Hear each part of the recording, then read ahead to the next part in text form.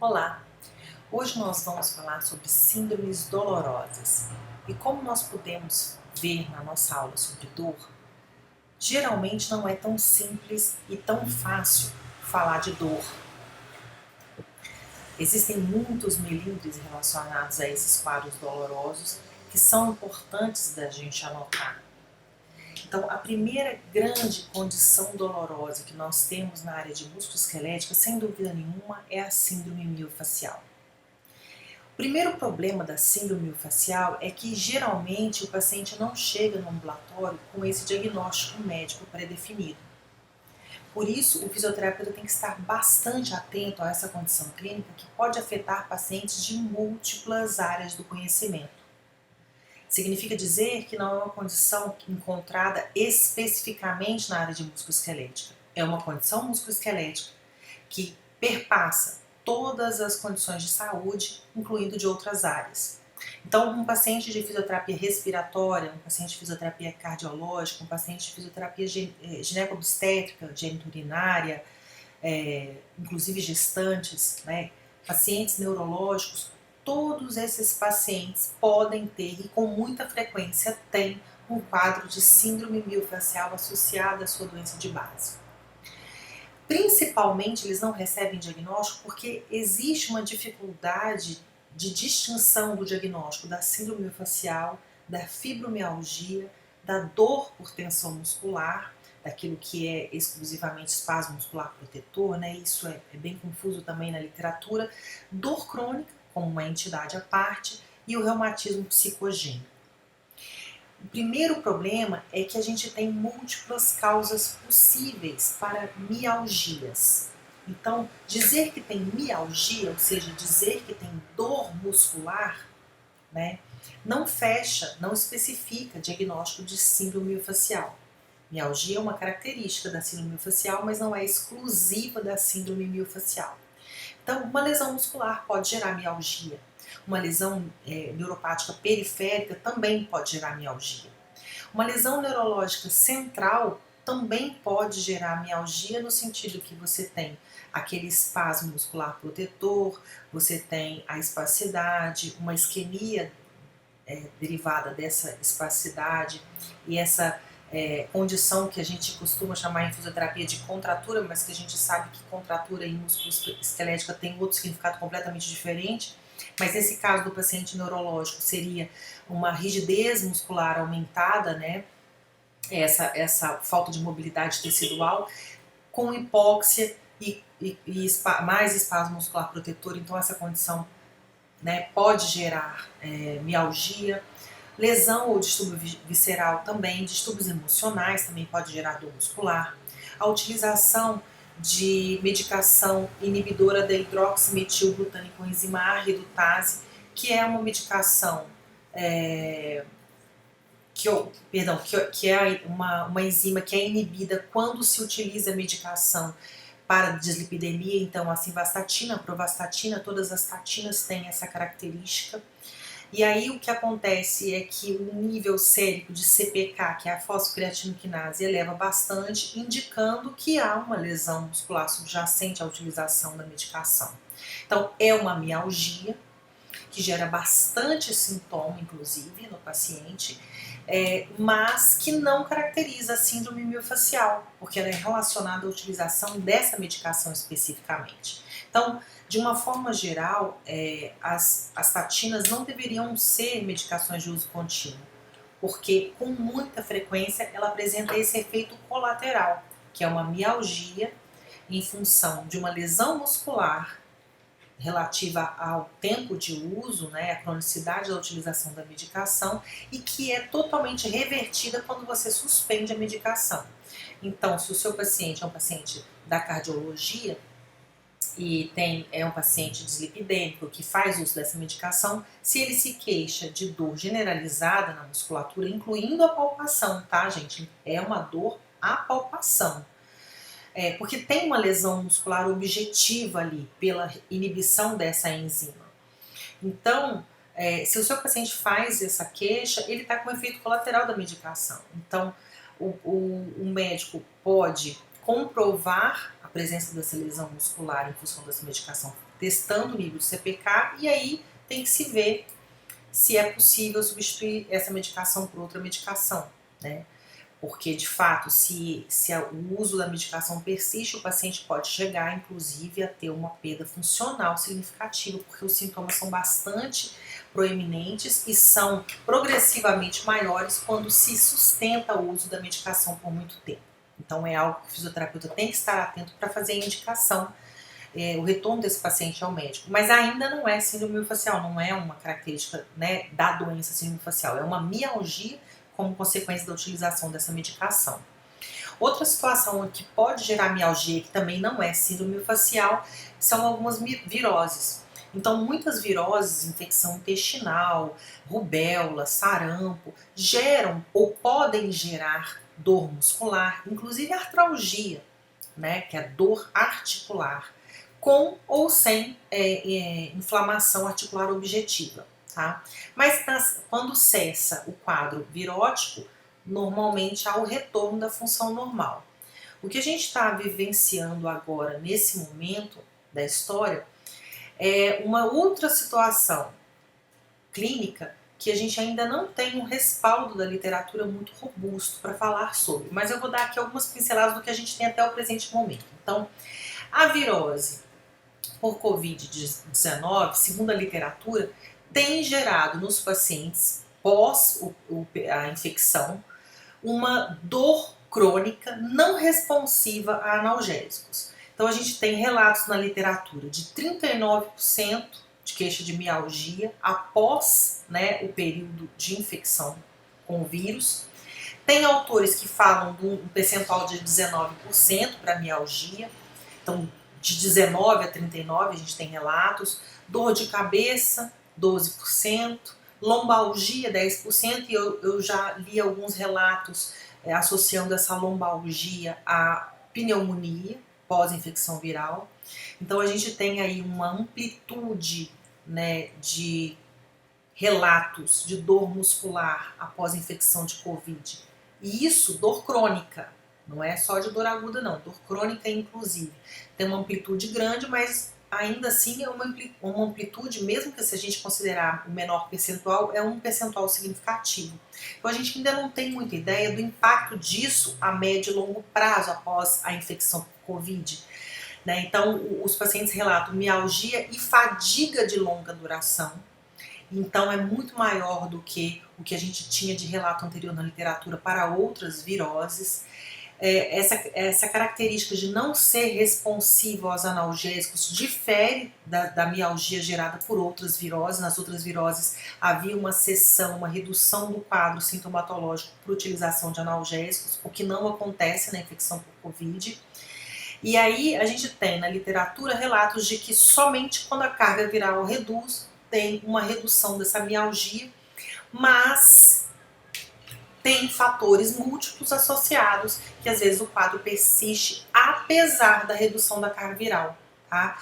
A gente tem uma inflamação muito significativa nessa virose, que difere das demais. Então é uma inflamação generalizada, não é uma inflamação que é circunscrita à parte respiratória, né? Ela afeta todos os sistemas, inclusive o músculo esquelético, tá? Os mecanismos, né? A gente tem a inflamação generalizada, os microtrombos, você tem um aumento dos níveis de lactato, o que reduz muito a capacidade de carreamento de oxigênio pelos eritrócitos, gerando mais hipóxia e mais morte celular. E no caso da Covid, você também vai ter um aumento das taxas de CPK, da fosfocreatinoquinase, indicando claramente que é a morte da fibra muscular após a infecção com o vírus. Então, há perda muscular objetiva. Tá?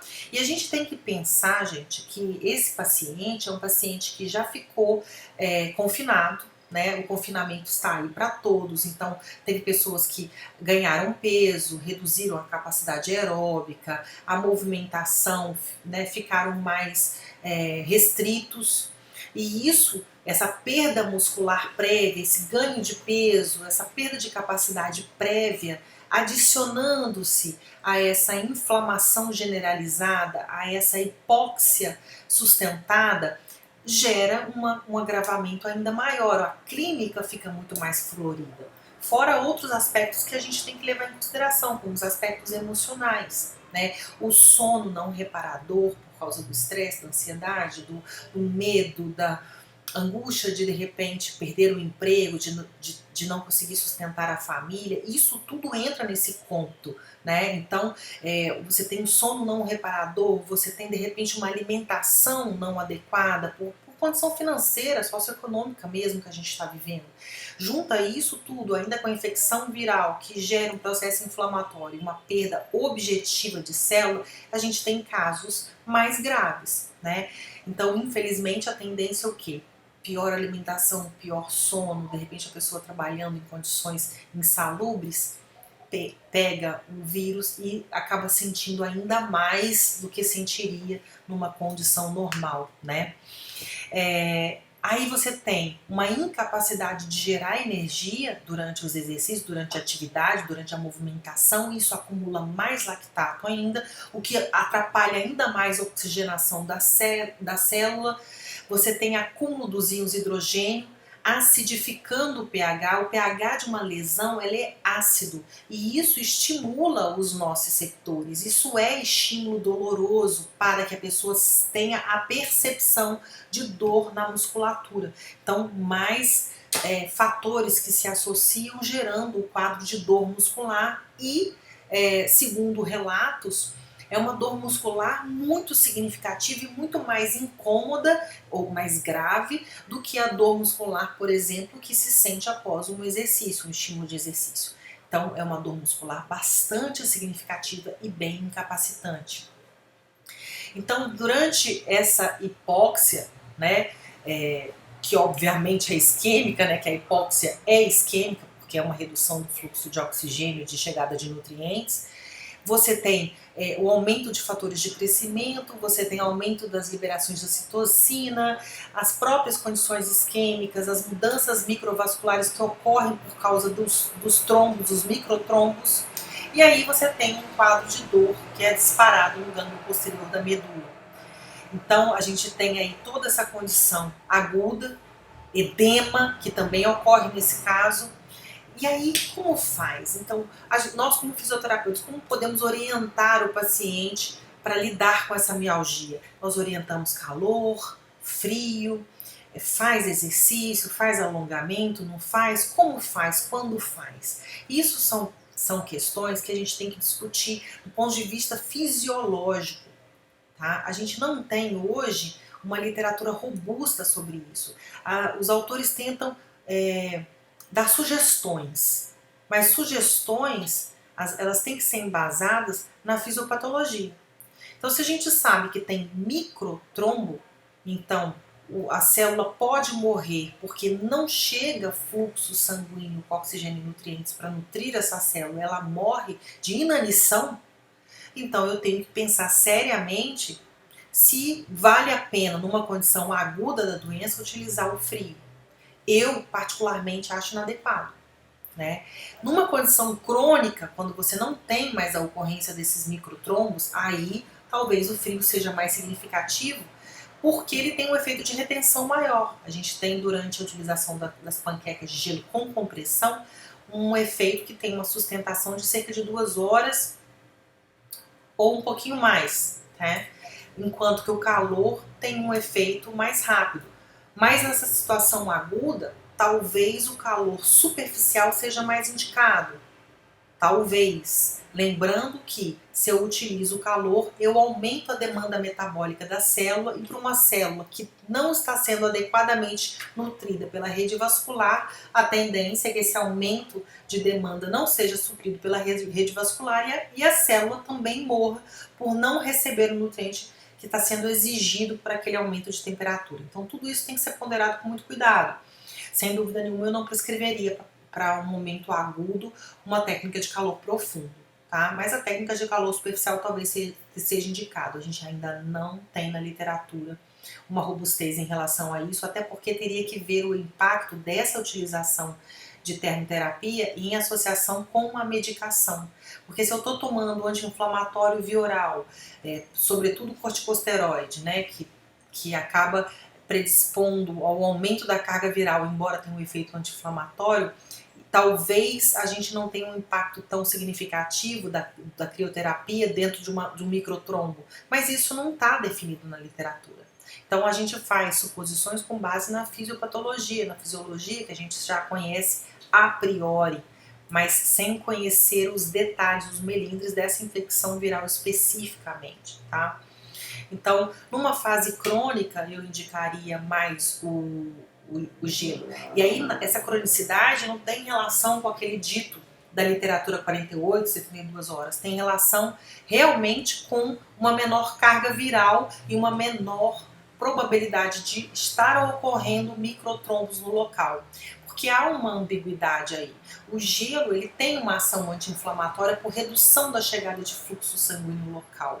Ocorre que a gente, nesse caso, essa inflamação ela é gerada pela falta de fluxo sanguíneo local. E aí a vasodilatação ela não sofre uma correspondência de aumento de fluxo, como era de se esperar numa condição normal. Então, esse melindre, ele traz uma dificuldade de prescrição nos casos dos pacientes agudos, nos 14 primeiros dias, né, de infecção pelo coronavírus. Ao passo que, cronicamente, 1 mês, 2 meses, 3 meses após a ocorrência, nós temos as sequelas dessa perda maciça de fibra muscular. E aí? Eu não tenho, provavelmente eu não tenho microtrombose mais. Então eu não tenho mais um fluxo deficitário, né? O que eu tenho aí é uma fadiga, um dolorimento pela musculatura que foi perdida pelo processo inflamatório. E aí eu tenho que fazer uma reversão disso, eu tenho que fazer um estímulo disso, porém um estímulo progressivo, que o paciente fica realmente bastante debilitado, com uma perda maciça de massa. O paciente, sobretudo aquele que foi hospitalizado, que ficou 1 mês, 40 dias entubado em prono, então já com uma perda por causa do confinamento, e essa perda por causa do processo inflamatório, a perda por causa da imobilidade durante o período em que passou na UTI, ou mesmo um paciente que não chegou a ser internado, mas que ficou bastante restrito durante a fase ativa da doença. Então, eu já vi pessoas jovens relatando muita fraqueza e muita fadiga 1 mês, 2 meses após o processo infeccioso com Covid, relatando realmente um cansaço, né, uma fadiga, um dolorimento muscular durante a tentativa da realização de exercícios. Então, é preciso que se tenha muito critério na hora de se fazer essa orientação. O alongamento, ele é isquêmico também, né? Então é algo que a gente não deve indicar durante o período inicial onde você tem microtrombos. Então há muito ainda o que se discutir e o que se levar em consideração antes de se fazer uma prescrição para um paciente de Covid. Agora, a síndrome miofascial propriamente dita, ela tem que ter uma lesão muscular por trauma ou por microtrauma, então não precisa ser uma lesão objetiva demonstrável, pode ser uma superutilização ou uma má utilização, lembrando novamente que superutilização é uma relação entre capacidade física e demanda de tarefa. Então, uma superutilização para mim pode ser um estímulo insuficiente para estimular um músculo de uma pessoa mais jovem, né? Então, esse super depende do que eu tenho e daquilo que está sendo exigido em relação àquilo que eu tenho, tá? Então, podem ser microtraumatismo por posturas inadequadas, por utilizações inadequadas ou subutilização, ou traumas objetivos, né, agudos de magnitude, por trauma direto, externo ou interno. Esse trauma ele tem que ocorrer na massa do músculo, no ventre muscular ou na êntese dele. A gente tem liberação de substâncias algogênicas, então o acúmulo de íons de hidrogênio em síntese, ele não difere muito dos outros tipos de lesão muscular, o que difere mais é a forma como a lesão ocorre. E nós temos, além dessa lesão, o aparecimento de pontos dolorosos, tá? Por exemplo, o que poderia gerar síndrome facial? Posturas viciosas, então ficar sentado de forma inadequada ou uma postura inadequada em ortostatismo. Tem gente que gosta de estudar na cama, né, usando o notebook de decúbito ventral, isso pode gerar lesão. Hoje a gente tem ouvido muito falar sobre o pescoço o pescoço, fisioterapeuta tem pescoço, tem coluna cervical. Então, sobre a cervical e a cefaleia tensional, que ocorre muito por causa do uso crônico do celular durante muitas horas e em posturas muito inadequadas, esforços excessivos, sobretudo esportivos, tá? Mas não exclusivamente esportivos, pode ser relacionado a alguma profissão também. Distensões, essas distensões podem ocorrer no músculo, na junção músculo-tendínea, tá? Por exemplo, traumas de repetição, ou microtraumas de repetição, que são os mais comuns. Tensões emocionais somatizadas também podem gerar síndrome facial, isso cronicamente, é claro, tá? Esforços excessivos, eu já falei, sobretudo o esportivo. Solicitação excessiva de um músculo não preparado, relacionado ao esporte ou não, como eu falei. Até digitar, sobretudo digitar de forma inadequada, em postura inadequada, em posição inadequada, pode gerar lesão em múltiplos tecidos, né? A síndrome facial pode acontecer em qualquer idade, literalmente qualquer idade. Um bebê pode ter síndrome facial, um idoso, muito idoso, pode ter síndrome facial, uma pessoa jovem, antes dos 30 anos, pode ter síndrome facial, atletas podem ter síndrome facial. Então, não é uma doença de exclusivamente nenhuma faixa etária, mas sem dúvida nenhuma o pico é entre os 30 aos 60 anos. Por quê? Sobretudo porque a gente tem que pensar que a qualidade do tecido ela decresce com o avançar da idade. Então, o tecido, a partir dos 30 anos de idade, o colágeno fica menos resistente à tensão. E o colágeno é o que dá a resistência, a dureza do material, é o que resiste ao estresse. Então, de repente, você já tem um padrão de movimento inadequado, que gera microtraumas, mas como você é jovem, a velocidade de reparação do tecido é alta, a resistência do tecido é alta, isso não gera sintoma. Mas a partir da perda da qualidade do tecido, isso pode gerar sintoma a partir dos 30 anos. Então não é que a lesão, o padrão motor mudou, não necessariamente. Às vezes o padrão motor lesivo sempre esteve ali, mas como o tecido se regenerava rapidamente, tinha uma resistência mais alta, não gerava sintoma. E a partir dos 30 anos isso começa a aparecer de uma forma mais clara, tá?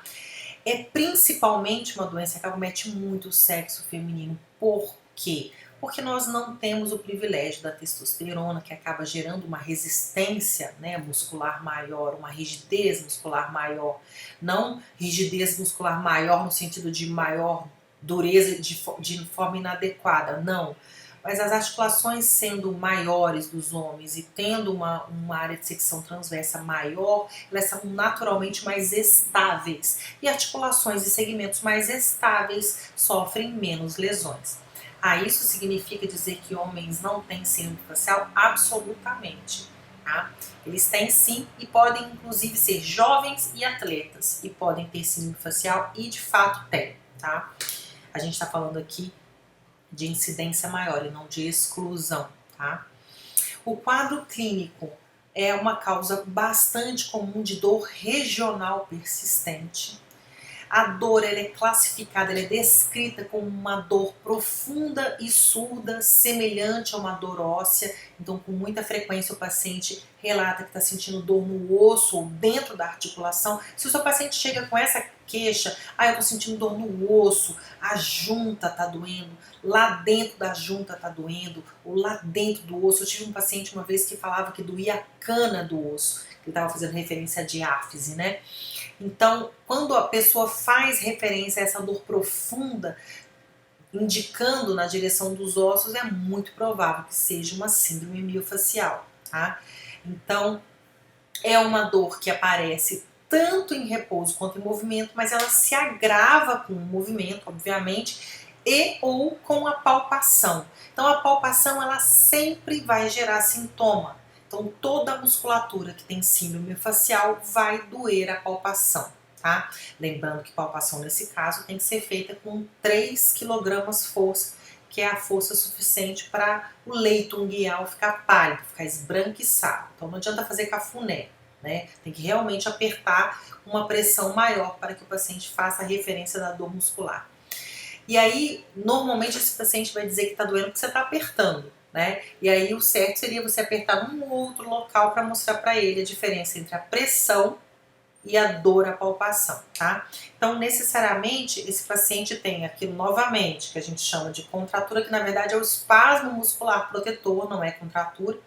Então, tem aquele espasmo muscular protetor, aquela dor, a palpação, e necessariamente tem que ter esses nódulos subcutâneos, que a gente chama de pontos gatilho ou trigger points, tá? Os pontos gatilhos, eles são pontos endurecidos, que ocorrem sobretudo em ventre muscular, principalmente, né, no ventre muscular, mas não exclusivamente no ventre muscular.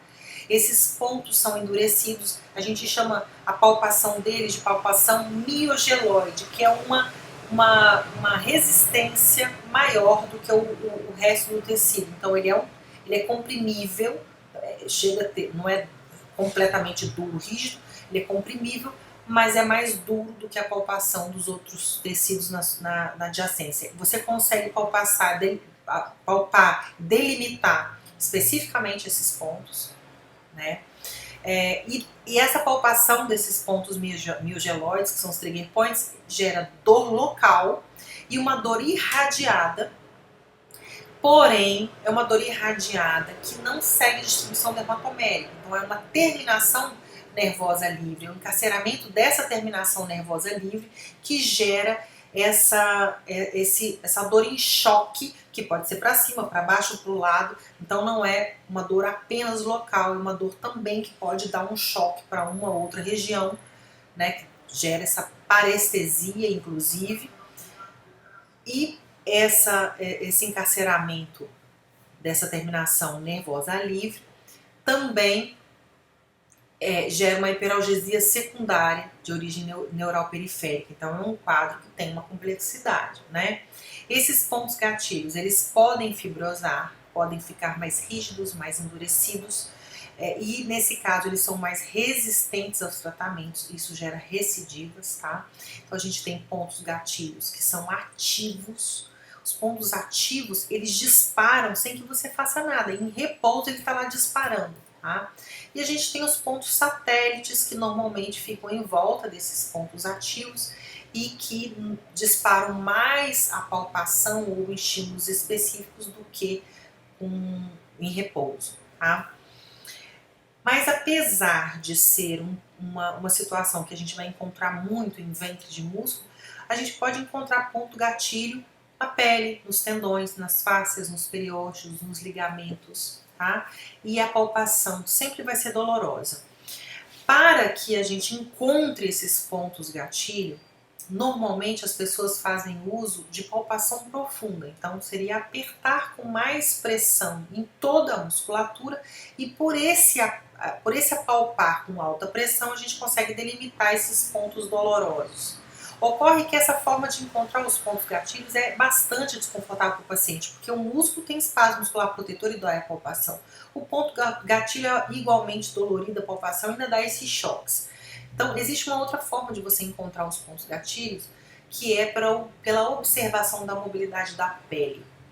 Normalmente, o músculo que tem síndrome facial, ele é um músculo que tem pouca mobilidade intertecido. Então, a pele, a fáscia e o músculo, inclusive os nervos, têm pouca mobilidade. Então, se você observar a mobilidade que um tecido normalmente tem, e você for andando, né, na mobilização desse tecido, você vai encontrar o ponto gatilho naquele ponto da pele onde você tem menos mobilidade. Então é uma palpação suave, confortável para o paciente, e é onde você sente menos movimento, você vai fazer a palpação profunda e invariavelmente debaixo dessa pele com menos mobilidade você vai encontrar um ponto gatilho.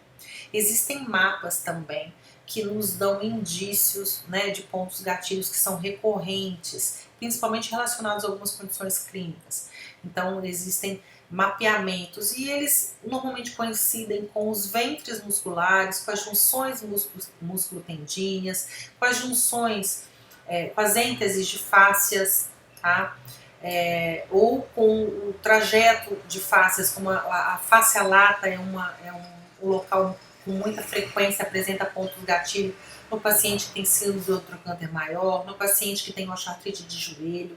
Então, pela similaridade, a gente acaba percebendo que os pontos gatilhos vão aparecendo nos mesmos lugares, mais ou menos nos mesmos lugares, em condições clínicas similares, tá? Por quê? Porque a gente está falando de um sistema mecânico aqui que vai reagir de forma negativa da mesma forma ou de forma similar na maior parte das pessoas, tá? O tratamento médico para síndrome facial normalmente é a utilização de bloqueio, ou seja, aplicação de anestésico sobre os pontos gatilhos. Esse tratamento especificamente, ele é bem pouco resolutivo e em alguns pacientes há um agravamento do sintoma após a realização do bloqueio. Normalmente o médico, quando encaminha esse paciente após o bloqueio, ele solicita que a fisioterapia faça modalidade de calor e não de frio, justamente para não impedir a absorção da medicação no local.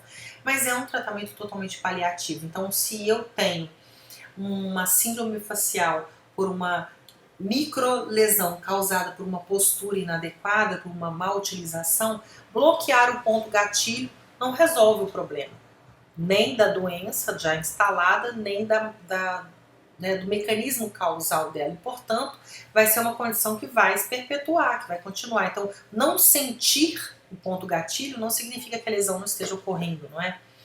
Além disso, os médicos costumam usar uma associação de anti-inflamatório não hormonal com relaxante muscular, que é para justamente potencializar o efeito do relaxante muscular e obter um alívio do sintoma, tá? O tratamento fisioterápico, ele é vastíssimo. A gente tem uma quantidade muito grande de recursos, e não só de recursos, mas de recursos eletroterápicos e de cinesioterapia para se trabalhar em síndrome facial.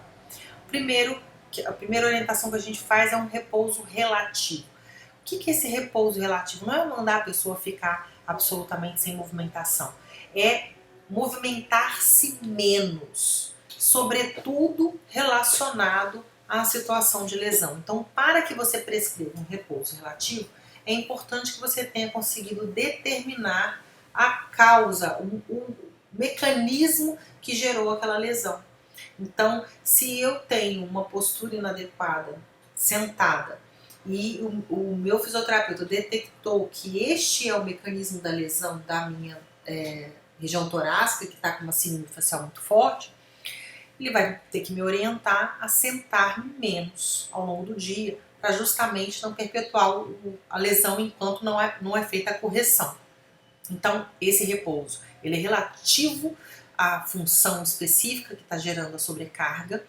Ele é intercalado com atividades que trabalhem a causa, então não é um não fazer nada, é não fazer aquilo que gera a lesão.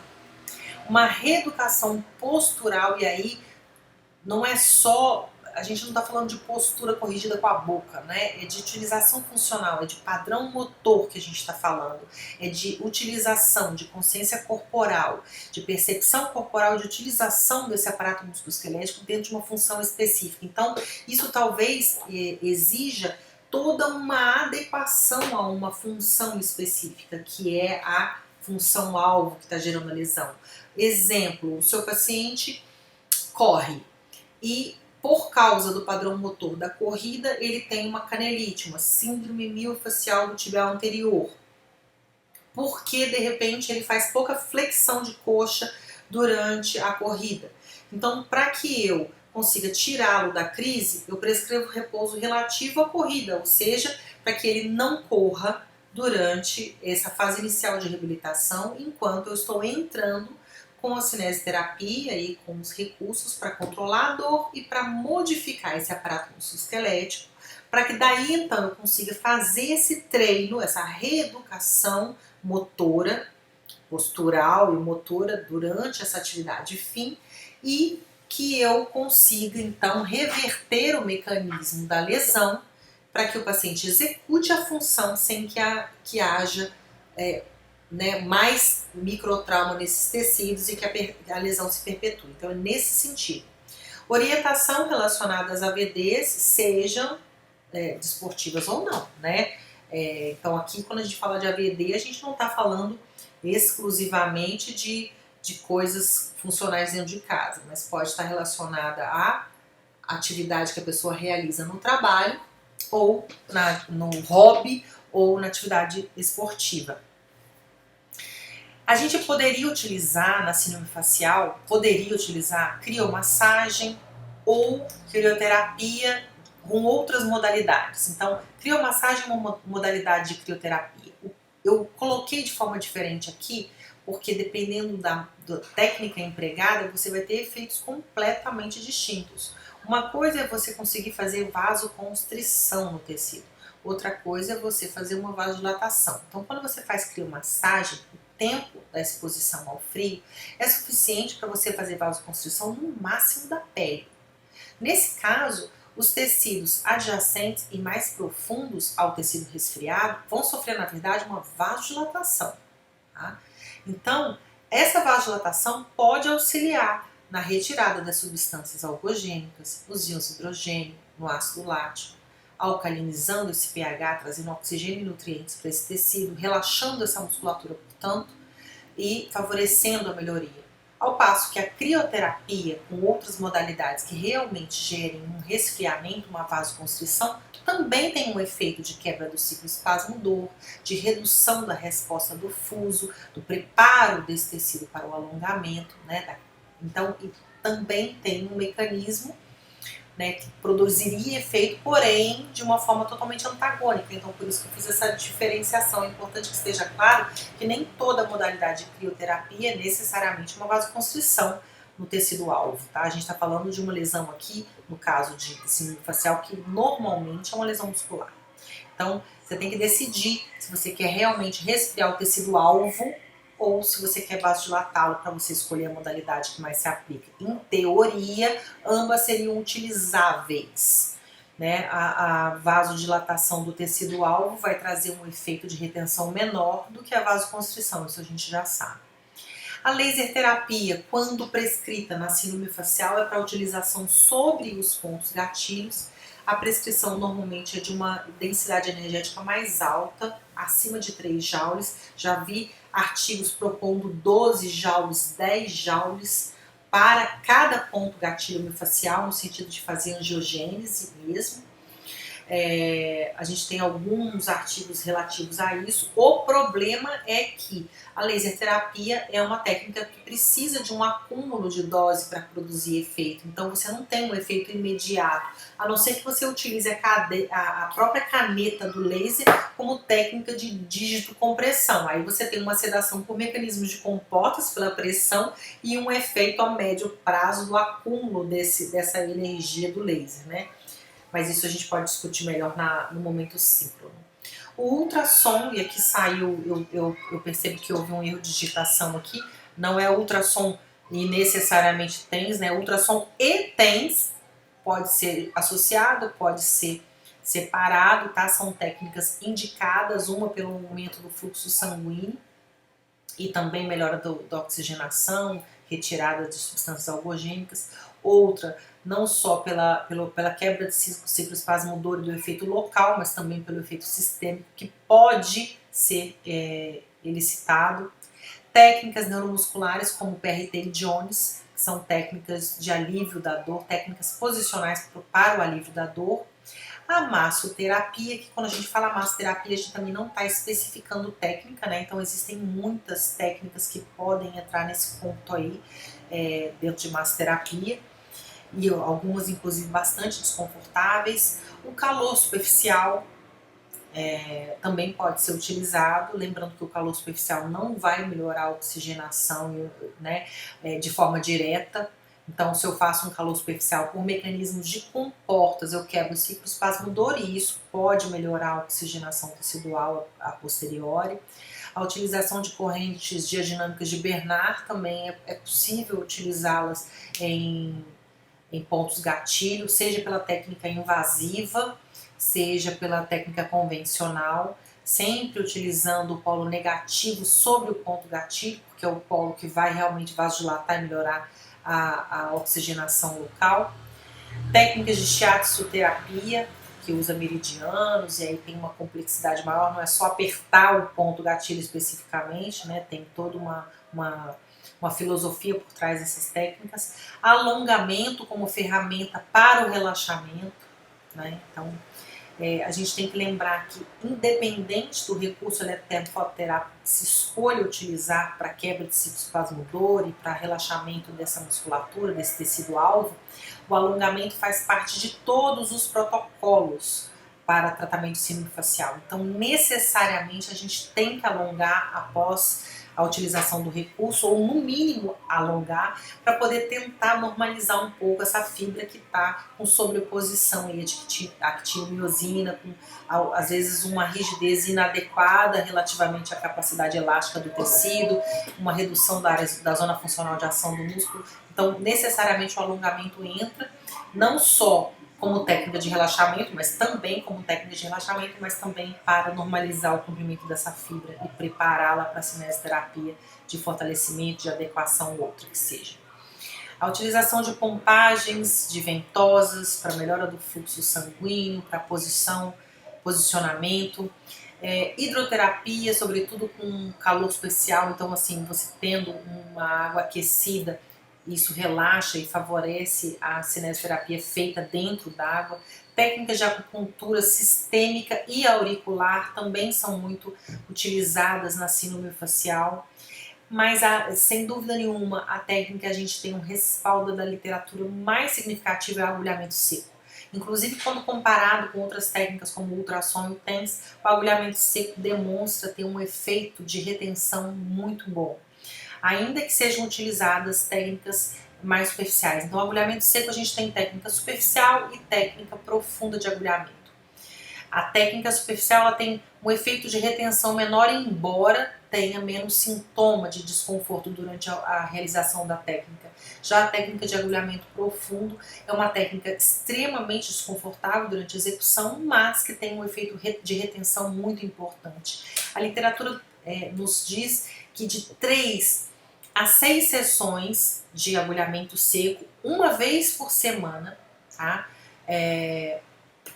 Nós temos um resultado de o paciente, perdão, se for feito uma vez por semana, durante 4 semanas, nós temos de 3 a 6 meses de controle da dor do paciente com síndrome facial. Então, é uma intervenção que é relativamente barata, fácil, né, que requer um treinamento, mais um treinamento execuível, né, de poucas horas de duração, se você for ver pela técnica em si, e que traz um resultado muito significativo, uma ocupação de tempo dentro da sessão de tratamento relativamente pequena. Então, uma sessão por semana durante 4 semanas, de 3 a 6 meses de controle do sintoma doloroso. Então, é um resultado bastante significativo e você consegue acelerar bastante a cinesioterapia durante esse período. Então, você tirar o paciente da crise de dor, né, e conseguir evoluir na cinesioterapia dele é relativamente simples utilizando agulhamento seco,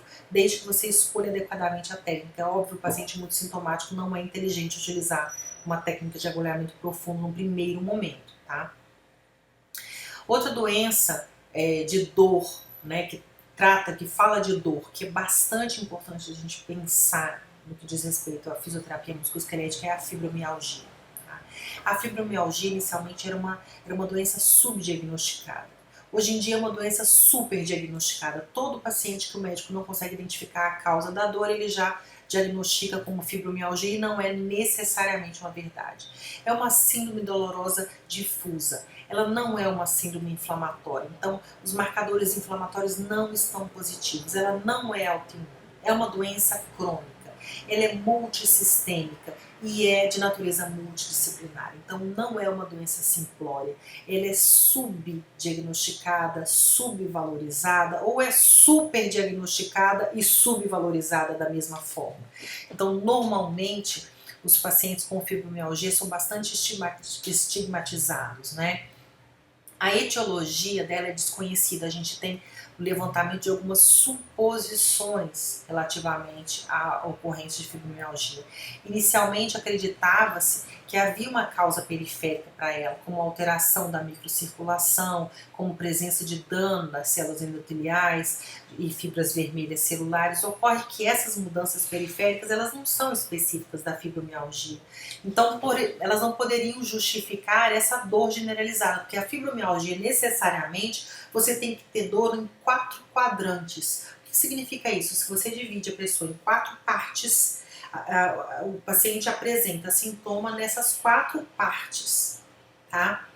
Agora, de 30 a 40% desses pacientes apresentam dor regional prévia.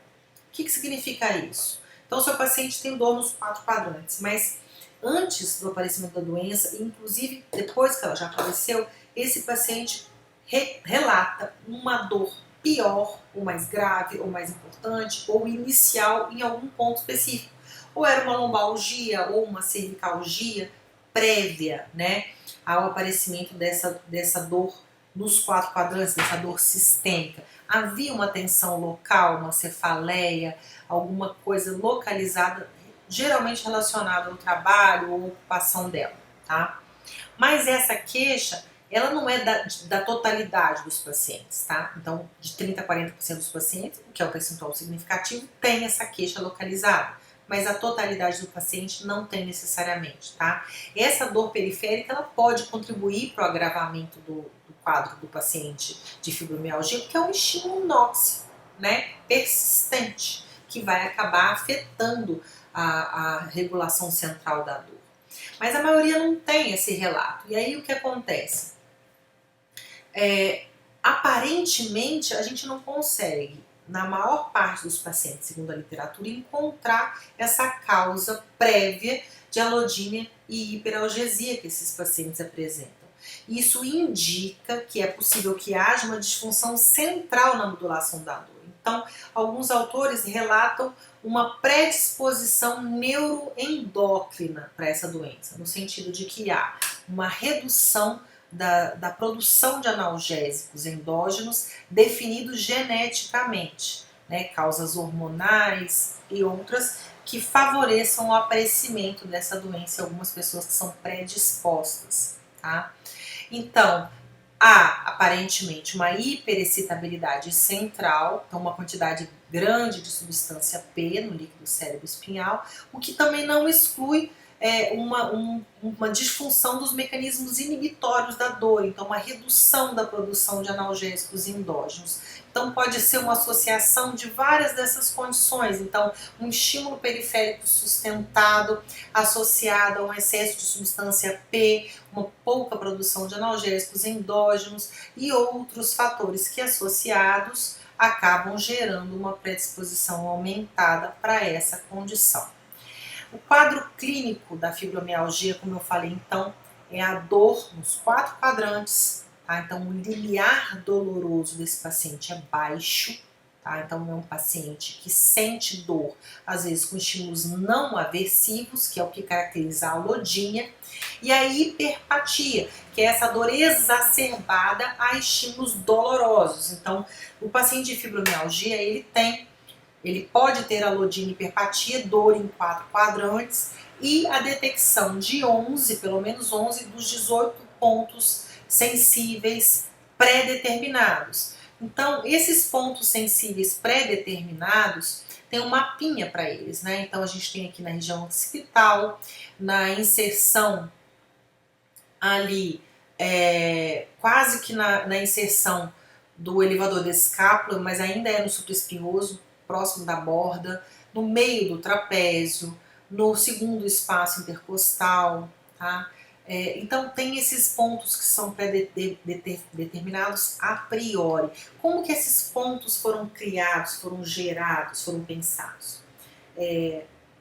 Os pesquisadores apalparam uma quantidade significativa de pessoas e detectaram quais eram, na maioria deles, pontos sensíveis à palpação. Então, tender point da fibromialgia é uma entidade totalmente diferente, uma entidade clínica totalmente diferente do trigger point da síndrome facial. O tender point ele é fixo, determinado a priori. E são pontos que são sensíveis à palpação do corpo humano de forma geral. Então, em nenhuma pessoa, se você apalpar nesse espaço intercostal, a pessoa vai falar, nossa, que delícia, que gostoso, que relaxante. Não, não é. É desconfortável na totalidade das pessoas.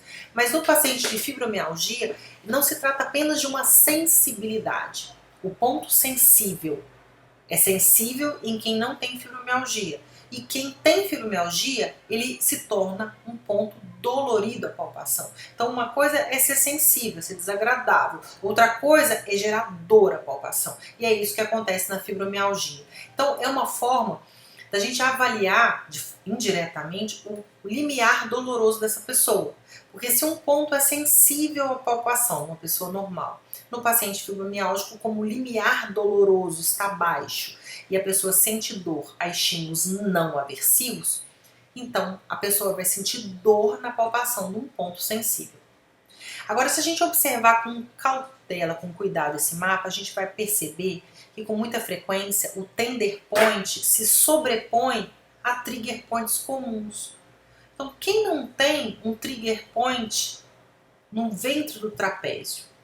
E aí a gente vai observar que no ventre do trapézio superior a gente encontra um tender point. Então, quando eles mapearam pontos sensíveis à palpação, em alguns pontos desse, como a borda medial do joelho, né, coincide com muita frequência com pontos gatilho que são frequentes. Nas mulheres é muito frequente esse ponto gatilho na borda medial, porque ali a gente tem a inserção da pata de ganso, que é um tecido que geralmente fica tensionado com excesso de antiversão pélvica e rotação interna de coxa, uma tendência de um valgismo maior no joelho. E aí, obviamente, se tem uma tensão maior nesse tecido, esse tecido vai ficar mais sintomático a palpação, né?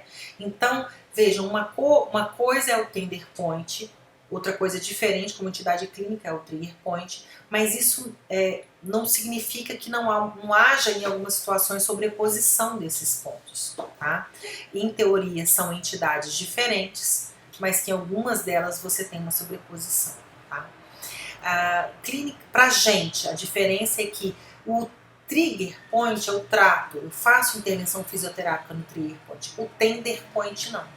Se o tender point é uma reverberação do limiar doloroso do paciente, não tem sentido eu achar que eu tenho que tratar o tender point. Então, assim, eu já vi médicos algologistas fazendo bloqueio anestésico em tender point.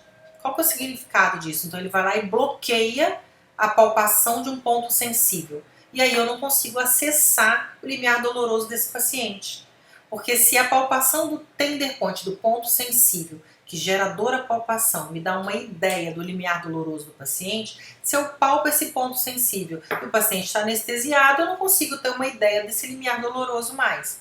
Então, a palpação positiva do tender point é uma avaliação subjetiva do limiar doloroso do paciente, na medida em que eu palpo pontos que deveriam ser sensíveis e isso mostra uma lodinha no paciente de fibromialgia, porque ele tem um limiar doloroso mais baixo, tá? Então, a não ser que você tenha uma sobreposição de tender points e trigger points, a gente não deve imaginar que há uma justificativa para se fazer intervenção eletroterápica em tender points. Ah, professora, mas eu já li artigos científicos que propunham que propuseram TENS, que propuseram ultrassom, que propuseram agulhamento seco sobre tender points. Sim, eu também já os li. E aí vocês vão observar que esses artigos todos propuseram a utilização de recursos, sobretudo nesses pontos que coincidem com pontos de espasmo e de trigger points, né? Então, na verdade, a gente está vendo ali proposição de recursos eletroterápicos para trigger points e não para tender points, como supostamente parece. Inclusive porque eles usam como referência a própria palpação dolorosa daquele ponto e não da totalidade dos pontos do paciente, né? Então, isso dificulta muito da gente pensar Qual é o sentido de eu fazer um ultrassom no trapézio superior e com isso minimizar o sintoma desse trigger point e consequentemente do tender point que é a mesma palpação local, e isso não afeta nada a percepção dolorosa dos outros pontos, né, que não foram tratados. Então, a gente não pode estar falando de tratamento de tender point nesse caso, não teria sentido nenhum, tá? Mas a medicina mais moderna tem aberto mão um pouco dessa necessidade de detecção de pelo menos 11 pontos. Porque às vezes o paciente tem uma clínica toda compatível e tem 10 pontos sensíveis e não 11. Então você vai esperar que o limiar doloroso dele abaixe mais ainda para detectar 11, para entender que esse paciente já tem fibromialgia? Então, hoje em dia o diagnóstico médico é feito não necessariamente com no mínimo 11, né? Às vezes é feito com 9, com 10 pontos sensíveis, porque o quadro clínico todo fala dessa doença, tá? O tender point, como eu falei então, ele tem a palpação em locais previsíveis, não provoca dor referida, não provoca dor irradiada, é uma palpação com dolorimento local em pontos pré-definidos da anatomia corporal, onde geralmente não é confortável mesmo a palpação. O quadro clínico da fibromialgia é bastante florido. O paciente pode apresentar rigidez articular. Então, rigidez como percepção do indivíduo. Então, há um subjetivismo aí. Então, o paciente relata essa resistência, essa dificuldade, essa dureza, mas isso não é verificado na avaliação clínica do paciente. Uma percepção geral de fadiga, de dificuldade, de fraqueza, de cansaço crônico, um distúrbio da fase 4 do sono, fazendo com que o paciente relate sono não reparador. Então não depende da quantidade de horas que a pessoa dorme, então a pessoa pode dormir 12 horas, 14 horas, não importa. Aí a questão toda é se o sono é reparador ou não, se a pessoa acorda se sentindo revigorada ou se ela ainda acorda exaurida, apesar de ter dormido. Ou não tendo dormido absolutamente nada. Alguns pacientes relatam insônia, tá? Com muita frequência o paciente de fibromialgia relata edema. Esse edema não é observável. Então, quando você vai fazer o exame clínico desse paciente, você não consegue detectar esse edema. Não é um edema objetivo. Então, ele relata que o membro está mais pesado, está mais inchado, está mais... às vezes até como reflexo da atrofia muscular. Tá? Mas normalmente é um edema que você não consegue avaliar objetivamente. Relatos de parestesia, normalmente não necessariamente relacionados a dermatomos específicos. Cefaleia tensional é um relato muito comum dentro da clínica do paciente fibromialgico. Esse paciente também pode apresentar fenômenos de Renault primário. Artralgia, que é a dor articular não necessariamente relacionada à presença de artrite. Dismenorreia, né, pode ter relato. Depressão em associação, ansiedade, estresse. Então os quadros emocionais são muito relacionados nesse paciente. E aqui a gente precisa pensar nessa somatização, nessa transferência de situações afetivo-emocionais para o corpo físico, gerando sintomas, colaborando para os sintomas, tá? Outra clínica, comum desse paciente, o paciente pode relatar diarreia ou intestino preso. E aqui é importante da gente fazer uma nota, porque o paciente fibromialgico necessariamente tem disbiose intestinal, isso já está provado pela literatura. E a disbiose intestinal é uma condição onde você tem bactérias nocivas, né, proliferando no intestino, e aí você tem um déficit de absorção de nutrientes, você tem uma desidratação, se o quadro gerar diarreia crônica, você tem então uma baixa produção de serotonina, que a gente sabe que 90% dela é produzida no intestino. Então necessariamente o tratamento da fibromialgia tem que passar pelo controle dessa disbiose intestinal. E o grande problema é que as medicações utilizadas para controlar o sintoma, então os analgésicos, principalmente os anti-inflamatórios e os analgésicos que são derivados da morfina, eles atacam sobretudo a flora intestinal, e agravam muito o sintoma. Então, a medicação que é usada para controlar o sintoma acaba piorando o sintoma a médio e longo prazo. Então, tudo isso tem que ser pensado na hora do tratamento desse paciente. Hoje em dia, a fisioterapia tem tentado fazer interpolações com a nutrição, e aí eu vejo muitos fisioterapeutas prescrevendo tratamento para desbiose intestinal, prescrevendo alimentação, prescrevendo suplementação, e eu particularmente entendo que isso é o exercício legal da nutrição. Então eu entendo que esse paciente precisa sim de uma orientação nutricional, então eu posso solicitar ao nutricionista que prescreva uma medicação, uma alimentação menos inflamatória, uma alimentação corretiva da desbiose, mas prescrevê-la eu já acho que não é da nossa expertise. Ah, mas aí eu posso estudar e aprender a fazer. Saber fazer é diferente de poder fazer, né? Então eu continuo achando inadequado um fisioterapeuta fazer esse tipo de prescrição.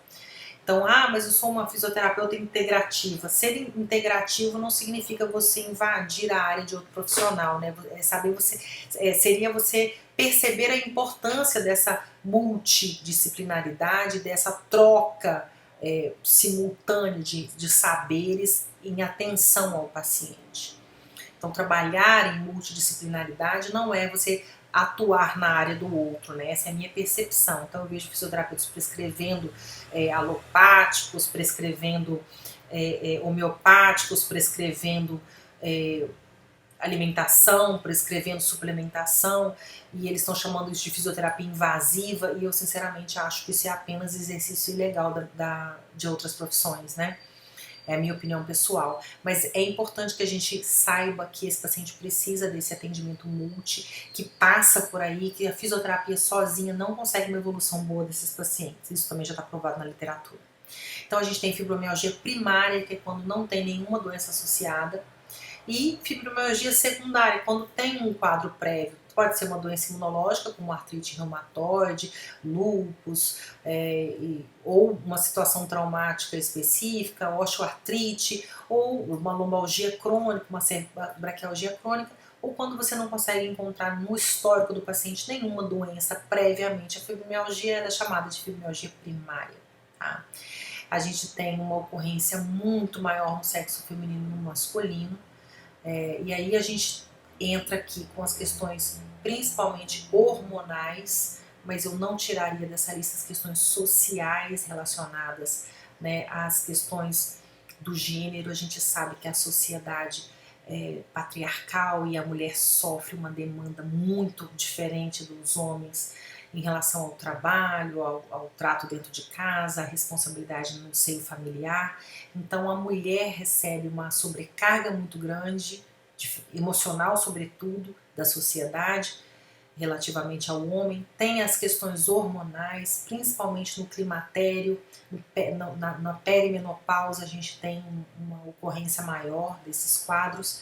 Então a mulher recebe um impacto mais cedo, né, das questões hormonais, e além disso também temos aí questões psicológicas muito mais importantes nas mulheres do que nos homens, né? Quando a gente fala do patriarcado, quem é mulher sabe do que a gente está falando, e os homens que têm um pouquinho de sensibilidade também percebem que a gente tem uma demanda, uma sobrecarga muito grande, que acaba entrando nesse cômputo todo e que não pode de forma nenhuma ser desprezada. O tratamento de fisioterapia para fibromialgia, primeiro ele tem que ser multi, não é inter, é multi. Então tem que ter um contato direto e tem que ter uma troca muito grande entre os profissionais para ter um resultado positivo. A gente não pode menosprezar de forma nenhuma a importância desse paciente ser medicado, desse paciente ter um nutricionista que o acompanhe, às vezes um endocrinologista, às vezes o ginecologista, no caso das mulheres, né, ou o médico especialista em dor. Então todos esses profissionais, o educador físico, tem que ser ouvidos e participarem ativamente, né, dessas trocas. Então as doenças associadas têm que ser tratadas, né, seja lá o paciente tinha uma tendinite prévia, uma lombalgia prévia, uma osteoartrite prévia. Então eu preciso rever essas questões mecânicas relacionadas a essa doença de base para que esse estímulo periférico que estava sustentado seja cessado pela correção desse padrão de movimento que o paciente executa. esse paciente precisa de exercícios físicos aeróbicos, porque é isso que auxilia na liberação de analgésicos endógenos. Quem prescreve essa atividade, no caso da fibromialgia, é necessariamente o fisioterapeuta, porque a gente tem uma condição de saúde aí envolvida, né? Então você tem que escolher aquilo que o paciente dá conta de realizar e de preferência que sejam atividades que causem prazer, para aumentar a adesão e também, sobretudo, que sejam atividades que facilitem essa integração de grupo, né, para que tenha esse acolhimento, para que tenha essa troca, para que tenha esse aspecto afetivo realmente da atividade, que aumente a adesão do paciente, porque ele tenha estímulo dos colegas, né, que também estão sofrendo com a mesma condição e que essas trocas auxiliem no processo todo. Tá? Alongamento geral, não só para melhorar a mecânica, a gente já cansou de falar que alongamento sozinho não melhora a mecânica, ela favorece que determinados exercícios sejam implementados, né? Mas, sobretudo, como forma de relaxamento. Então, você orientar o paciente, a meditação, por exemplo, a gente tem vários artigos que mostram a importância de algumas técnicas de meditação, como mindfulness, por exemplo, na melhora do quadro doloroso geral, na melhora do sono, na melhora da percepção corporal desses pacientes, na adesão deles à terapia, na autorresponsabilidade amorosa que essa pessoa começa a ter a partir de técnicas meditativas. Então você pode inclusive introduzir técnicas meditativas durante a terapia, então para iniciar o aquecimento do paciente, a chegada dele do consultório, você pode começar com uma meditação guiada, com uma auto-hipnose, alguma técnica desse tipo.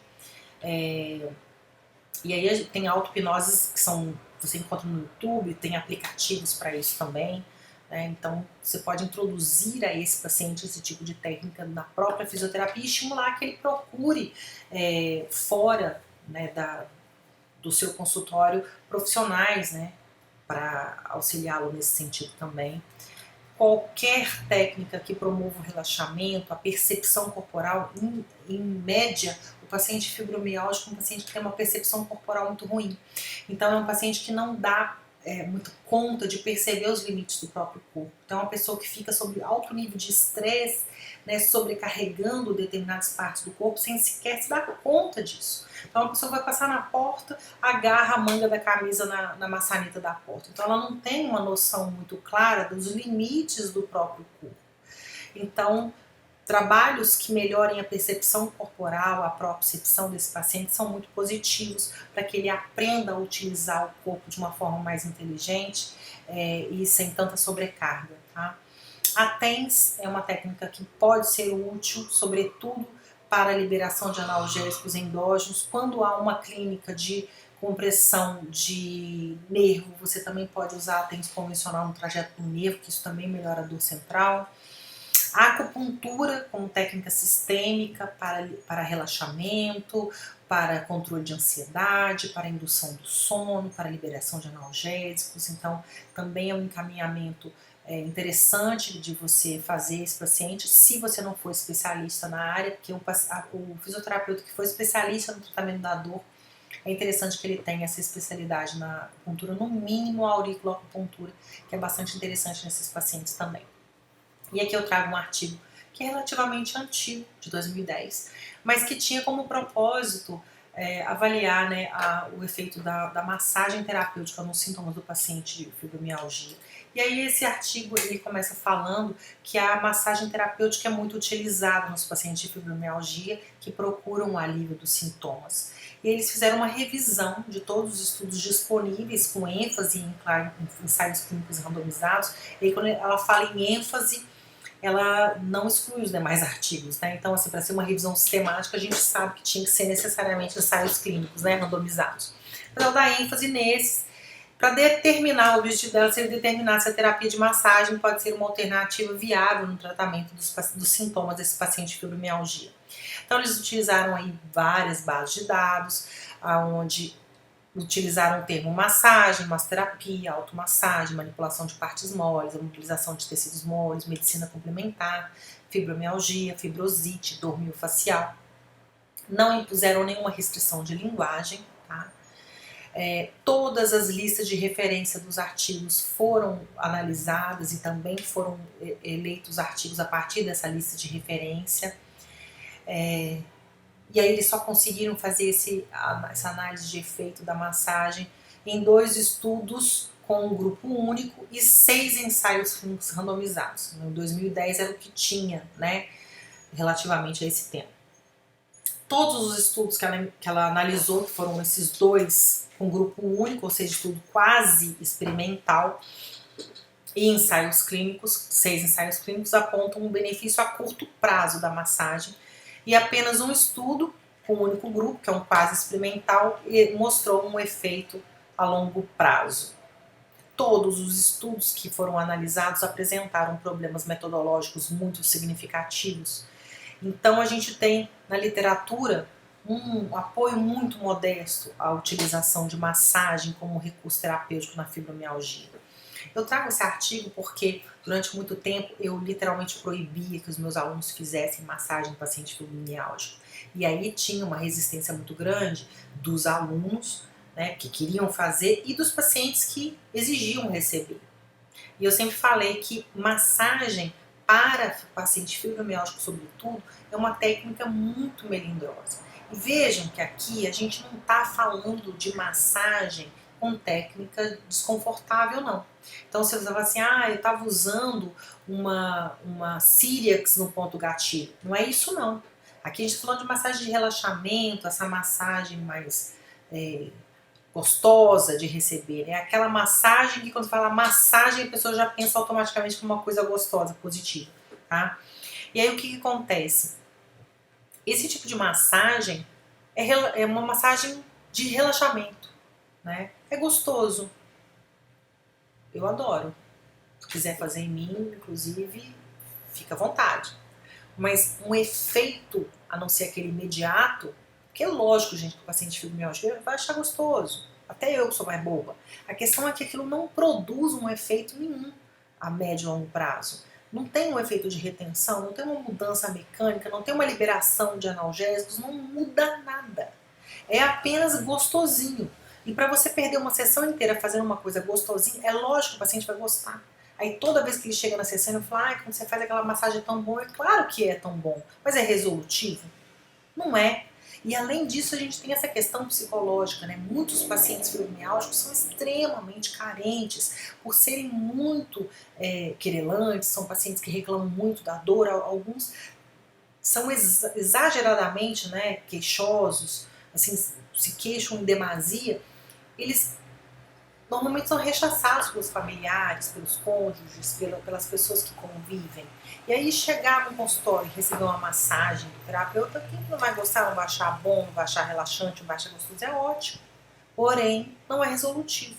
E aí, sabendo que não é resolutivo, você insistir em oferecer essa terapêutica, é antiético, né? Porque não produz efeito nenhum. E a gente sabe, né, pelo efeito daquilo que a gente está propondo, se tem um embasamento teórico para utilizar ou não. E de fato não tem embasamento nenhum.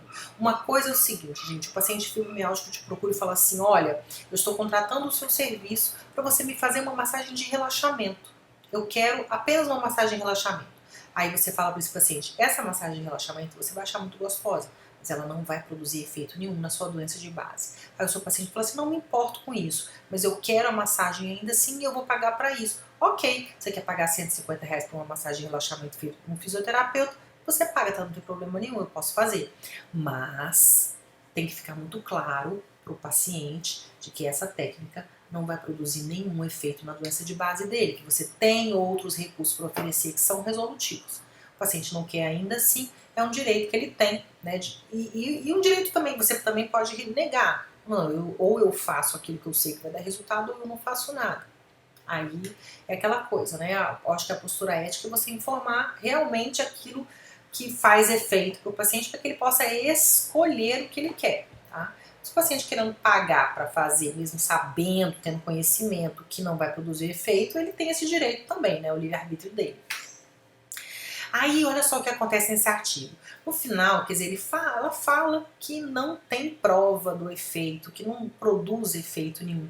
E aí ela vira e fala que ela orienta, sugere que a massagem seja indolor, que a intensidade deve ser aumentada gradualmente de sessão para sessão, de acordo com o sintoma, que elas devem ser realizadas pelo menos 1 a 2 vezes por semana. E aí, sinceramente, é incompreensível, né? Você chega no final de um artigo dizendo que o negócio não funciona e orientando como que deve fazer o negócio. E aí eu digo para vocês, a massagem terapêutica em fibromialgia deve ser feita nunca, de forma nenhuma, em tempo nenhum. Não se deve fazer, não é útil, não é efetivo, não produz resultado.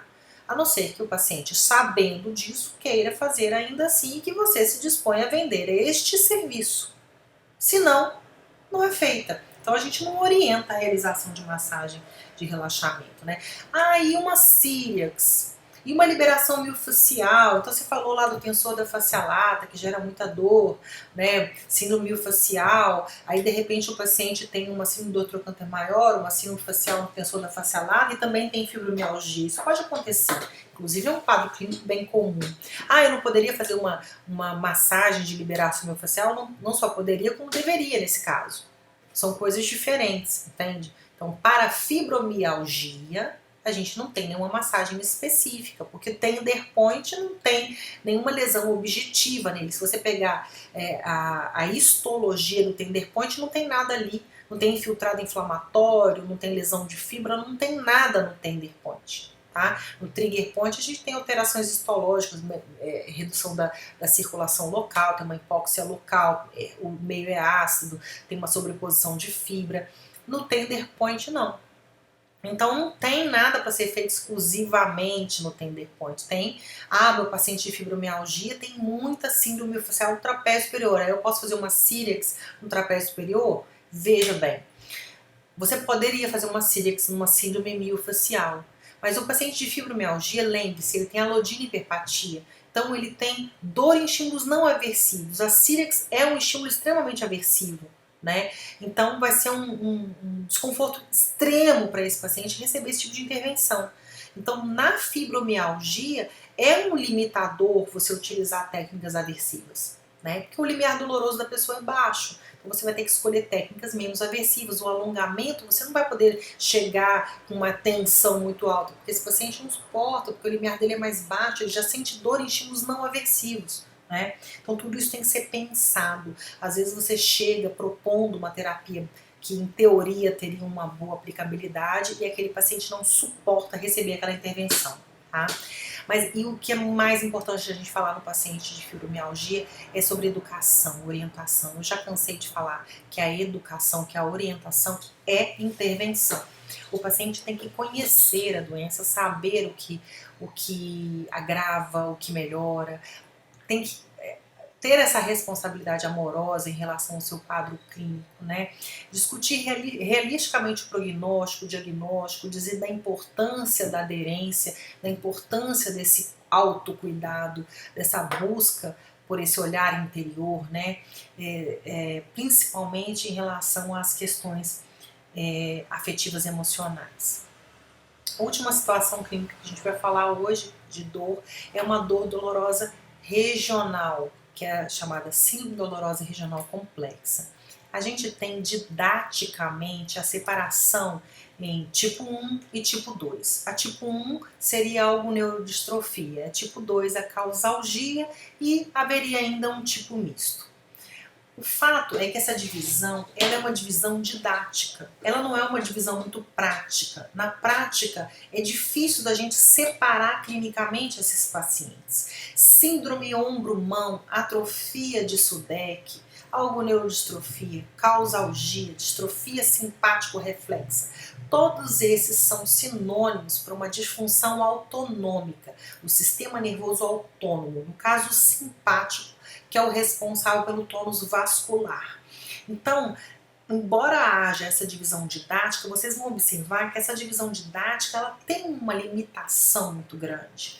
Então, no tipo 1, que é a neurodistrofia, distrofia simpático-reflexa, ela fala que é uma doença dos 3Ds, que pode também se transformar em 4D. Então você tem uma disestesia, que é a sensação desagradável e anormal, de origem espontânea ou evocada. A discinesia, que é a vasodilatação ou a vasoconstrição, dependendo da fase. A discrasia, que é o edema, podendo progredir para a distrofia, que é a alteração da pele, de tecidos adjacentes, inclusive com possibilidade de atrofia óssea. Por que atrofia óssea? Porque se você não se movimenta, você não tem a tensão que gera a deposição do cálcio. Então você tem uma descalcificação óssea pela falta da mobilidade, pela falta da movimentação. E vai gerar uma atrofia generalizada, então, de todos os tecidos. E há uma perda conforme você tem essa progressão do quadro clínico. Porque todas essas disfunções autonômicas, elas são doenças autolimitadas. O que significa isso? Que fazendo nada, ela vai se reverter sozinha em algum momento. Ocorre que, dependendo do tempo que o organismo demorar para reverter essa situação clínica, isso vai deixar sequelas que podem ser, inclusive, irreversíveis. Então, dizer que é autolimitada não significa dizer que não é preciso fazer nada, tá?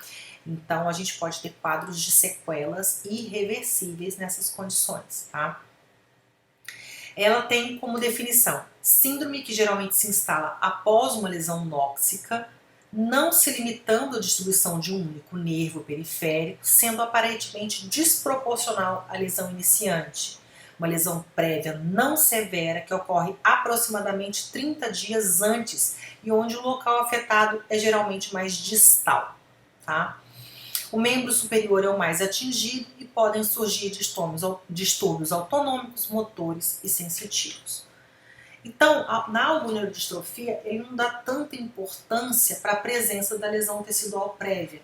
Então, eu já peguei paciente que teve, por exemplo, um acesso venoso profundo e aí, 30, 40 dias depois, começou a apresentar sintoma. Muito comum em paciente que faz artroscopia, muito comum em pós-fratura, só que aí nesse caso eles já acham que a fratura, essa lesão prévia mais objetiva, já não seria algoneurodistropia. A algoneurodistropia é uma lesão que aparentemente não é muito importante. Então, essa divisão que ela é didática, ela não nos auxilia em nada na prática. Na verdade, o que acontece é que aparece um quadro 30, 40 dias depois de uma lesão que às vezes você nem identifica e aí você tem um prognóstico diferente. Eu acho que a divisão devia ser mais voltada em relação ao prognóstico e à responsividade em relação aos tratamentos do que por causa dessas lesões nóxicas. E quando eu falar do conceito de causalgia, vocês vão entender o porquê. Então, na causalgia, é uma dor neuropática queimante com alodina e hiperpatia, e não que isso não aconteça na algoneurodistropia, porque também acontece essa reação exagerada e aversiva a um estímulo. Então, na alodina é um estímulo não aversivo, na hiperpatia há um estímulo aversivo. Geralmente nas mãos ou pés, após lesão parcial de um nervo ou de seus ramos principais. Então aqui você tem uma lesão nervosa demonstrável. E aí aquela coisa é o seguinte, se você teve uma fratura, se você teve uma cirurgia, se você teve uma artroscopia, houve lesão de tecido mole, houve ruptura de vaso, todo vaso sanguíneo ele tem inervação do sistema nervoso autônomo. E aí, sempre que há uma lesão de vaso sanguíneo, você tem lesão de nervo, né? Não necessariamente de raiz nervosa, a gente está falando de ramo aqui, né? Então, não é necessariamente uma lesão de nervos, de raízes nervosas, né? Pode ser de terminações, inclusive do próprio sistema nervoso autônomo. Então, essa divisão ela é didática, mas ela não nos auxilia muito em relação à clínica, não. Você tem uma dor espontânea intensa, havendo alterações de sudorese da temperatura local, além do edema. Então, na fase 1, principalmente, você tem muita sudorese, você tem um aumento da temperatura, não é uma redução da temperatura. Na fase 1, é um aumento da temperatura. Na fase 3 é que você pode ter, sim, uma redução da temperatura da pele. A grande sensibilidade do local ao toque, sendo que a dor ela é queimante e começa geralmente horas após a lesão. Pode tardar semanas ou mais raramente meses. Aí, nesse caso, já fica confuso em relação à algoneurodistropia. Então, vejam que é uma separação que eles tentam fazer uma separação didática, mas que não é muito clara pra gente. Aí, olha que interessante. Na causalgia, eles pedem essa lesão objetiva, demonstrável do nervo, né? O que não é uma coisa muito clara na algoneurodistrofia. Mas aqui na causalgia, eles apontam os distúrbios psicológicos e emocionais associados. Então, eu particularmente não vejo muito nexo nessa divisão didática, porque se eu tenho uma lesão objetiva, eu deveria ter menos impactação dos problemas psicológicos. Ficaria mais crível para mim pensar nesses problemas psicológicos e emocionais associados, pensando num caso de alguma neurodistrofia, onde eu não tenho uma lesão objetiva importante, onde é uma lesão às vezes irrelevante ou pouco significativa. Mas aqui está essa descrição que eles consideram os distúrbios psicológicos mais associados à causalgia do que a alguma neurodistrofia. E aí eu vou contar um caso clínico para vocês que destoa desse conceito completamente. Eu recebi uma paciente com um diagnóstico médico de ombro congelado. Então, ombro congelado não é uma doença, né, gente? Ombro congelado é uma disfunção. Então, o paciente não movimentava o ombro. E tinha aquela alodínia, aquela hiperpatia, o paciente estava na posição de Napoleão, com a mão enfiada dentro da camisa, em elevação, porque nessa condição clínica a degravitação ela melhora o sintoma, ao passo que colocar a favor da gravidade, onde você tem mais afluxo de sangue, piora o sintoma, tá? Essa paciente chegou com bastante sintoma, a gente não conseguia ganhar nada, então tudo que movimentava num dia que ganhava de mobilidade com sofrimento, no dia seguinte era perdido. E aí, olhando a medicação que essa paciente fazia uso, ela fazia uma associação de fenobarbital e fenitoína, uma paciente psiquiátrica. E fazendo a leitura da bula dessa medicação dela, nós percebemos que havia uma predisposição na associação dessas duas medicações de que ela apresentasse uma disfunção do sistema nervoso autônomo e não havia nenhum relato de trauma. Então veja bem, não havia uma lesão objetiva, então não poderia falar que era causalgia, né? Ao passo de que tinha problemas psicológicos, uma doença mental diagnosticada e o que estava gerando o distúrbio autonômico era a associação medicamentosa. Então não encaixa em nenhum dos dois conceitos. Aí você fala assim, é o misto então. Né? Eu acho muito complicado. Eu já recebi pacientes onde não receberam diagnóstico médico, tá? Então, normalmente também não é uma condição diagnosticada pelo médico, é muito raro o paciente ser encaminhado com esse diagnóstico, a não ser que seja um especialista em dor, aí realmente eles encaminham com o diagnóstico de causalgia, alguma distrofia simpático-reflexa, atrofia de Sudeck, enfim. Mas em média esses casos vão ocorrer principalmente pós-artroscopia de joelho, pós-fratura de membro superior, é extremamente comum. Cirurgia de toda sorte no membro superior, qualquer lesão objetiva de tecido, você vai ter disfunção autonômica, é muito comum mesmo, tá? E aí, essa questão psicológica, eu realmente acho que impacta, sem dúvida nenhuma, porque a percepção dolorosa é impactada por isso, mas não necessariamente na ocorrência ou não do quadro clínico, né? Talvez relacionada à magnitude da percepção dolorosa pelo paciente, de acordo com o perfil de cada um, né? Os traços de personalidade, então pessoas mais histriônicas ou mais que tem mais tendência à catastrofização, aí vão ter uma percepção, né, do sintoma de uma forma mais dramática, com mais efusão de demonstração e de percepção também, né? E aí, ok, você tem uma inter-relação disso, mas não como causa, como um fator de gatilho, né? Fator psicológico como gatilho não, a não ser pela utilização da medicação realmente, tá? A literatura fala que a causalgia normalmente não é responsiva a bloqueios simpáticos, enquanto que a algoneurodistrofia seria mais responsiva a bloqueios simpáticos. Essa paciente que fez fenobarbital e fenitoína, ela fez o bloqueio simpático e teve um resultado excelente. A gente conseguiu reverter as perdas que ocorreram durante os 6 meses. Essa paciente chegou para mim, já tinha 6 meses de evolução com o ombro congelado, e nós conseguimos reverter todas as perdas funcionais que ocorreram durante o período de imobilização. Mas aí ela evoluiu com sintoma do membro contralateral e automaticamente nós fizemos o encaminhamento e ela fez o bloqueio do lado contralateral também. O fato é que o fisioterapeuta tem que estar muito atento nesse diagnóstico para conseguir identificar, porque dificilmente o paciente vem com esse diagnóstico e isso interfere demais no processo de reabilitação.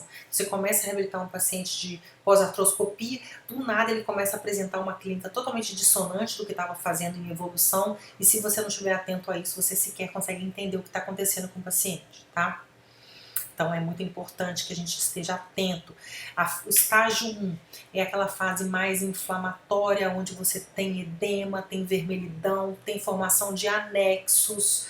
Então o paciente na fase 1 ele tem um endurecimento da unha, ele tem um aumento dos pelos, inclusive em áreas que normalmente não tem pelos. Então o paciente pós-fratura de membro superior, você percebe que a unha está mais rígida e que ele começa de repente a produzir pelo em áreas que normalmente não tinha pelos antes, então nas interfalangianas ou na parte ventral da mão.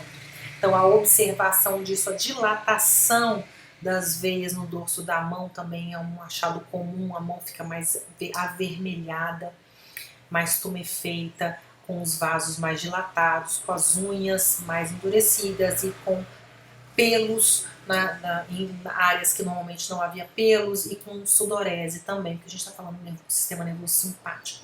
A fase distrófica, a gente também costuma ter edema, mas aí já tem aquela atrofia já evidente, com infiltrado de gordura, né? E a fase distrófica, a gente já não tem o edema mais, já tem uma fibrose, uma aderência entre tecidos, uma perda de movimento, né? O membro fica mais fino, mais atrofiado, com todos os tecidos comprometidos, tá? Então, assim, no visual, se você ficar atento, você vai observar a dilatação dos vasos, o edema, né? Esse dedo em salsicha, que ele tá todo brilhoso e mais edemaciado. E com atenção a gente observa também a formação de anexos. Então, não é comum em membro inferior, tá? Não é comum, mas quando acontece é bastante grave, tá? Então a gente vê aqui o avermelhamento, né, da pele em função do aumento do fluxo sanguíneo, porque o que acontece? O sistema nervoso simpático ele mantém a luz do vaso. Então suponhamos que o calibre do vaso anatômico seja esse, tá? O sistema nervoso simpático mantém no vivo um calibre mais reduzido do que o anatômico. Então esse é o calibre fisiológico dos nossos vasos, esse seria o calibre anatômico. Então o sistema nervoso simpático mantém esse calibre. Nesse quadro dessa síndrome dolorosa regional complexa, você tem uma hipoatividade simpática na fase 1. Então o que acontece na fase 1? Ao invés de você ter aquele calibre, aquele tônus de base, que é com uma certa vasoconstrição relativamente ao calibre anatômico do vaso, você tem uma vasodilatação, na medida em que esse sistema nervoso autônomo não funciona. E essa vasodilatação vai aumentar o fluxo sanguíneo para a extremidade. Esse aumento do fluxo sanguíneo vai gerar dor por compressão dos tecidos. Esse excesso de sangue, esse aumento metabólico vai ser usado para a formação de anexos, né? E por isso a degravitação melhora o sintoma, porque diminui o acúmulo de tecido, de líquido no tecido e diminui a pressão. E esse vaso, ele não é muito responsivo. Então, às vezes você coloca a crioterapia e o paciente tem uma crise de sintoma extremamente grave. Por quê? Porque não ocorre a vasoconstrição conforme esperado, justamente porque o sistema nervoso simpático está hipofuncionante. Então, é normal, né, um desconforto, uma queimação, uma ardência durante a crioterapia nos primeiros 5 minutos. Se passou de 5 minutos, o seu paciente continua tendo uma reação exacerbada àquela crioterapia, isso é um indício de que você tem uma disfunção autonômica. Eu já atendi um paciente que, passados 5 minutos, a paciente estava gritando, chorando e balançando o corpo com movimentos estereotipados, de desespero por causa do sintoma que a crioterapia estava gerando. Isso nos fala de uma não reação do sistema nervoso simpático à modalidade fria e, consequentemente, de um sistema nervoso autônomo hipofuncionante. Em algum momento, esse sistema nervoso autônomo vai voltar a funcionar, né? E aí o que acontece? Quando ele volta hiperfuncionante. Então, ao invés de voltar no calibre de base, ele volta com uma vasoconstrição. E isso acaba gerando aqueles sintomas que a gente descreveu na fase atrófica. Então, a redução do fluxo sanguíneo, o pouco aporte de sangue, a pouca retirada das substâncias do local, né? A perda de capacidade de nutrição de tecidos. Então, isso, dependendo do tempo de evolução, pode gerar perdas irreversíveis. O tratamento fisioterápico ele tem que ser iniciado o mais precocemente possível. A literatura nos traz que os resultados de sucesso, os melhores resultados ocorrem quando a gente entra nos estágios iniciais. Quando você entra no terceiro estágio, normalmente o sucesso é muito limitado, tá? A literatura também mostra que aquela frase que se fala muito em fisioterapia, né, no limite do outro paciente, tem que ser repensado no que diz respeito ao paciente de síndrome dolorosa regional complexa, porque o tratamento ele é doloroso, e se ele não for doloroso, você não consegue ganhar absolutamente nada. Então é importante que esse paciente seja educado, seja orientado e que seja estimulado, que a gente tente trabalhar com outras técnicas no sentido do controle da dor, que é bastante significativo no caso desses pacientes. A laser terapia no membro afetado tem alguma pouca literatura mostrando um efeito positivo para reestruturação do sistema nervoso simpático. Então, os pacientes que eu atendi com lesão objetiva, tanto o de acesso venoso profundo, quanto os pacientes de pós-fratura de membro superior, reagiram positivamente à utilização do laser de arsenide de galho, com dose alta, acima de 9, 10 joules, no local da lesão. Mas a gente não tem, assim, eu tenho um artigo que fala do efeito do laser na capsulite adesiva, que é uma disfunção autonômica também, né? Mas a gente não tem uma literatura robustíssima nesse aspecto, não. Outro recurso que ainda precisa ser estudado é a estimulação transcraniana, porque realmente esse paciente que não responde ao bloqueio é um paciente que vai ter uma limitação muito grande para evoluir com a fisioterapia, porque tudo o que você consegue fazer com esse paciente em termos de ganho de mobilidade, e olha, dentro do limite da dor significa gerando sintoma, tá? O paciente às vezes chora durante a intervenção. Isso se perde muito rapidamente, porque uma sessão que ele faz com você hoje e fica 23 horas com a posição de proteção desse membro e se perde no dia seguinte. Toda a mobilidade que se ganha em um dia se perde no dia seguinte. Então é um quadro que realmente é um desafio para nós fisioterapeutas e a gente deve buscar formas de lidar com isso, alternativas que nos possibilitem fazer o máximo possível, né, e educar esse paciente para que ele participe da intervenção, que é uma intervenção sempre bastante desconfortável. Nunca é gostoso, gente, tá? Nunca é gostoso nada que você vai fazer nesse paciente, porque a dor deles... é igual a fibromialgia? Não, é muito pior. É muito pior. Então a alodínia e a hiperpatia desse paciente é muito mais evidente do que no paciente fibromialgico, né? Muito mais grave, mas é localizado, né? E aí a importância da gente que trata com dor pensar nesses aspectos afetivo-emocionais. Com muita frequência a gente transfere para o nosso corpo físico as questões que a gente não consegue trabalhar no nosso emocional. E é importante que o fisioterapeuta reconheça isso, reconheça a importância de acreditar no sintoma desse paciente, por mais que ele tenha uma personalidade histriônica, ou que ele tenha tendência à catastrofização, ou que seja um paciente deprimido ou ansioso, não importa se haja ou não um diagnóstico de doença mental associada. O que importa é que esse paciente está sentindo dor, uma dor real, uma dor que é limitante, que é incapacitante e que piora todas as outras condições relacionadas. Então, se eu tenho um aspecto afetivo emocional que é um gatilho, ele certamente vai ter um agravamento por causa dessa dor. É impossível você acordar com dor e dormir com dor e se sentir feliz assim. É impossível você tomar banho sentindo dor, você comer sentindo dor, você se vestir sentindo dor e se sentir pleno. Ah, que isso? Você fica feliz, você pense positivo, né, seja otimista. É impossível. Só quem sente ou quem já sentiu dor cronicamente todos os dias da vida que sabe o impacto que isso tem. Se você já sentiu dor durante uma semana, você sabe o quanto é difícil. Imagina sentir isso todos os dias, em todos os momentos. É importante que nós tenhamos essa empatia, essa capacidade de acolhimento, tá? Porque a dor, ela não é exclusiva da carne, do aparato musculoesquelético. A percepção, né, do indivíduo transpassa isso aí tudo. Os aspectos afetivo-emocionais, a personalidade, é muito complexo. Então, respeitar o paciente, acreditar no sintoma, valorizar essa pessoa, esse indivíduo, respeitar os seus limites, orientá-lo adequadamente, não ter preguiça de explicar, encaminhar o paciente para outros profissionais que vão auxiliar no processo. Quanto maior for o esclarecimento, quanto maior for o comprometimento do fisioterapeuta dentro desse processo, maior a probabilidade desse paciente aderir à terapia e ter um resultado positivo.